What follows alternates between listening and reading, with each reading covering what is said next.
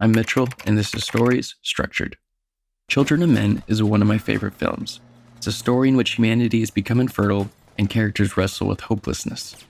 But despite its bleak premise, it's a film with moments of beauty. In fact, its darkness and bleakness only serve to highlight the beauty, and it makes it more meaningful. The film has so many memorable scenes like this breathtaking 6-minute shot near the finale, but today I want to dive into the scenes that come before it, that make this scene meaningful. Because on its own, someone looking at this scene, really the climax of any movie out of context, might not think it's actually special. Great films have to be properly set up, and the scenes that make the endings great are often found at the beginning. So in this video, we'll break down the first two plot points of Children of Men, the hook and the inciting incident, because this movie executes them masterfully, and we're going to see how these first two plot points are crucial to delivering a climax that really makes you feel something. The hook. This is the first part of the story, and it often fills up the first 5 to 10 minutes of the film. The goal of the hook is to grab your attention and keep you tied to the screen until we get to the next major plot point. But it's actually a lot more than that. The hook has been said to be the status quo, or the introduction to the normal life of the protagonist. What the hook actually really does, if done right, is set up a story for success by establishing a baseline for the protagonist's character arc.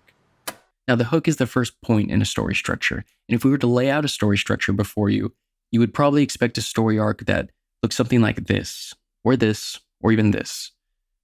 But I've always found this single line lacking, so I'll be creating a new story structure for you because I believe a story is multiple elements that don't all move in tandem. Instead of a single line to represent the whole film, let's have 3 separate lines on the same graph, showing the plot progression, the character growth, and the intrigue level. So let's start with the intrigue at the hook. When a movie starts, we want to pump up our intrigue level. In an action movie, we usually start with a bang. Our intrigue is peaked and we're sucked into the movie. We have questions we want answered. What is going on in this world? Why is everyone crying about this child? And why did the cafe explode? It's important to note that the intrigue can't stay at the max at all times. An intriguing moment can occur, but it's only intriguing because the viewer wants to find out more about what happened. And as you deliver on that promise and answer those questions and explain why it's happening, our intrigue is reduced as our questions are solved. You know who did it? Islamic fishers. I bet it was the government. Every time one of our politicians is in trouble, a bomb explodes. Therefore, our intrigue line is spiked in the beginning of the hook and then slowly deflates. Now, when it comes to character growth, this line is flat during the hook. When people say to begin a story with the protagonist in their normal life, it doesn't mean that the story has to begin with their normal, boring day. It just means that they have to react to things in their normal way. In Children of Men, our protagonist has a character arc that begins with him having no hope and ends with him believing in hope for humanity. Therefore, the story starts by establishing his lack of hope towards every event in the hook. He's the only one in the cafe who doesn't care about the youngest person dying because he's already given up on humanity.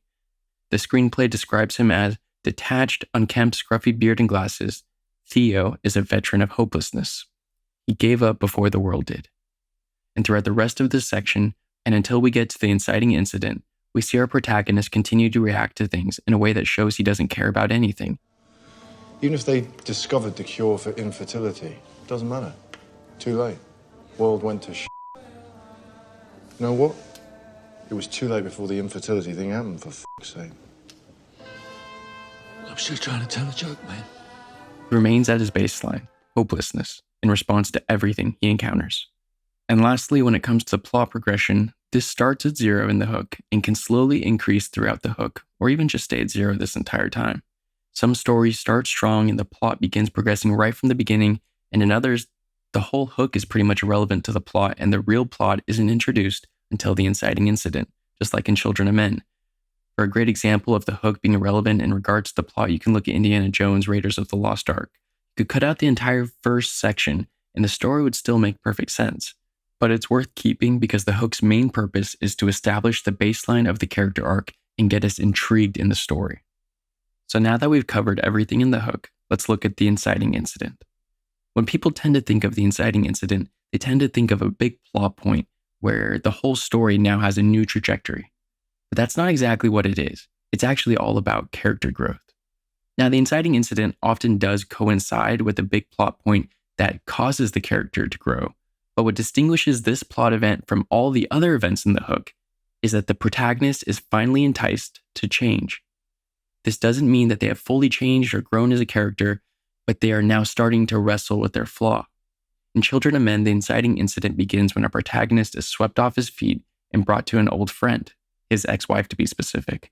He initially refuses the call to adventure, as most do, as they have the tendency to stick to their old ways. He is enticed eventually and answers the call. And remember, the inciting incident isn't about the plot point moving the story forward. It's about the characters showing the first signs of character growth. And what happens after? Well, you take a train back. It'll be safer. No, I mean, what happens to us? I don't know.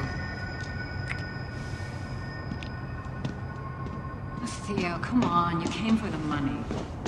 Did I? Our protagonist, Theo, finally has something that gives him hope, the rekindling of a relationship with someone he cares deeply for. He hasn't fully committed to giving up on his old ways, but he's taken the first steps in a journey that will kickstart his character growth. And in terms of intrigue, our inciting incident will reignite our intrigue, not just because it's another issue for them to overcome, but also because we get to see the protagonist deal with it in a new way, and we don't know how that'll go. Therefore, we're sucked right back into the story. And in terms of plot, things are now moving. The protagonist should have a clearly established goal, and they should be making steps towards it.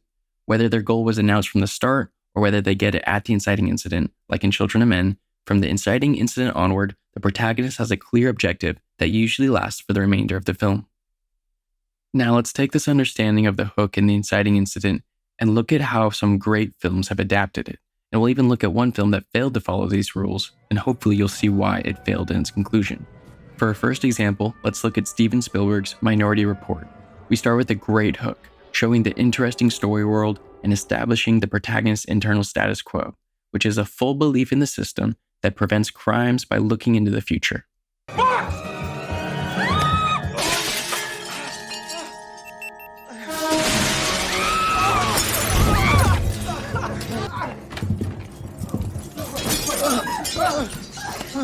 Positive for Howard Marks. Mr. Marks, by mandate of the District of Columbia Pre-Crime Division, I'm placing you under arrest for the future murder of Sarah Marks and Donald Dubinow. And the inciting incident comes when the system accuses the protagonist of a future crime. Goodbye, Chloe. And our protagonist for the first time starts to doubt the system. He hasn't given up all hope in it or fully changed his opinion, but the threads have started to unravel, and we see that he acts differently. He doesn't arrest himself, he instead begins questioning the system, and this is what the inciting incident does. It kickstarts the character arc, which eventually leads to the protagonist discovering the flaws in the system and pre-crime being shut down. Now let's look at the movie Liar Liar. It's a fun comedy and it starts with a joke that gets us interested in the characters. My mom's a teacher. And your dad? My dad, he's a liar. A liar? Oh, I'm sure you don't mean a liar. Well, he wears a suit and goes to court and talks to the judge. Oh, I see. You mean he's a lawyer? The intrigue is piqued as we want to know more about his father, who is a liar and a lawyer. And in Liar Liar, we see our protagonist in his normal routine, lying to people in every situation. Hey, Fletcher. Hey, Pete. You losing a little weight? I don't know. Maybe. Looks and personality. A double threat guy. Hey, Mr. Reed. Hey, man. It's Randy. Yeah, I know. In terms of plot, our protagonist wants to win the big case so he can become a partner at his firm. This case is given to him right around the time of the inciting incident. And then we have the inciting incident, where the protagonist is changed by his son's birthday wish, and as a result, he's forced to tell the truth. I wish that for only one day Dad couldn't tell a lie.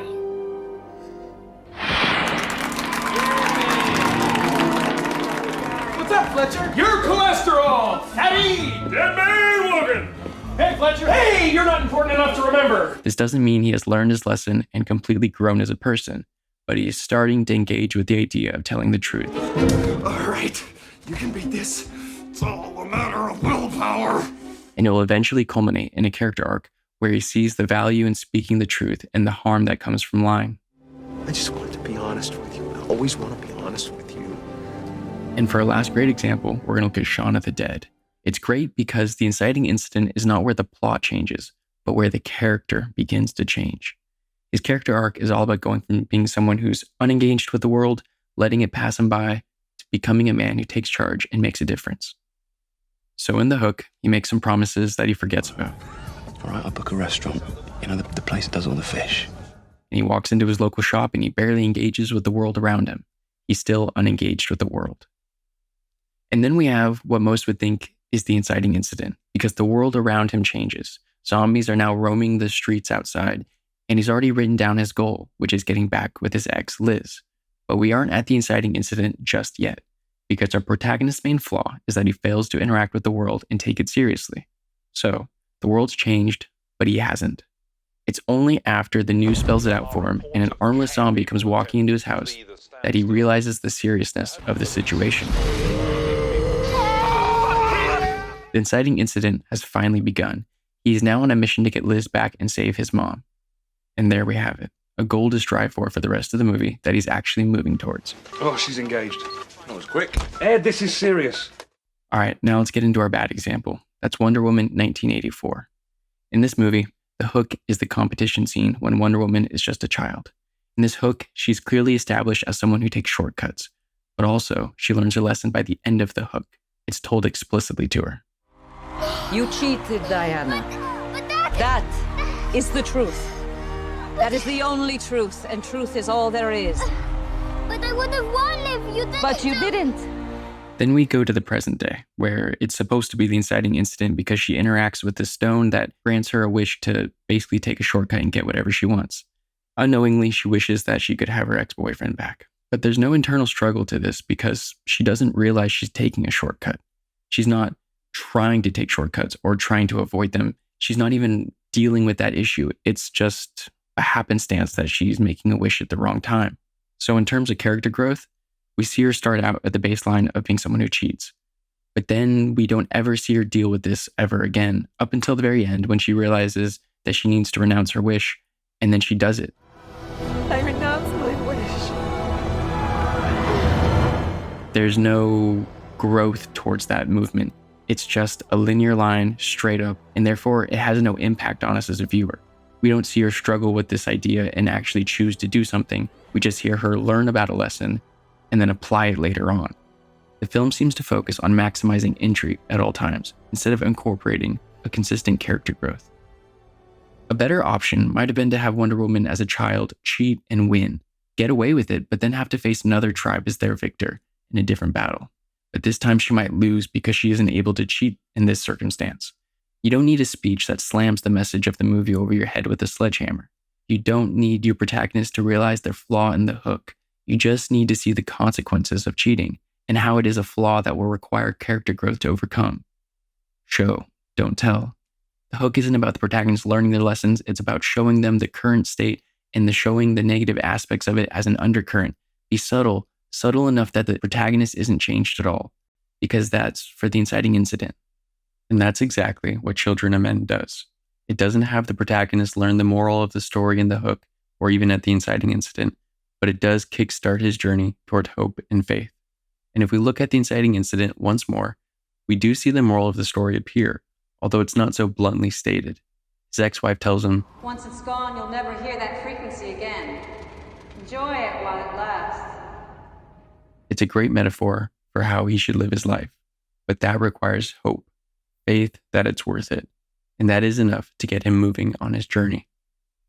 So the hook and the inciting incident are key plot points to nail to set a baseline for where the movie starts. That way, when it concludes, we can clearly see the protagonist has grown, and hopefully they've made a meaningful change. Coming back to Children of Men, I think it's one of my favorite movies because it contrasts its ending and beginning so well. In the beginning, we see the hopelessness, the darkness, the death that surrounds them, and in the end, when humanity has a little bit of hope, its hope is highlighted by that contrast. It's like a light sticking out of the darkness. How is he? It's a go. Key, you've got to go. These subtle baselines established in the hook accentuate and highlight the differences at the conclusion, and leaves its viewers with a story that sticks with them. A story that tells them to find the courage to pursue hope, the courage to pursue tomorrow, even when it's difficult.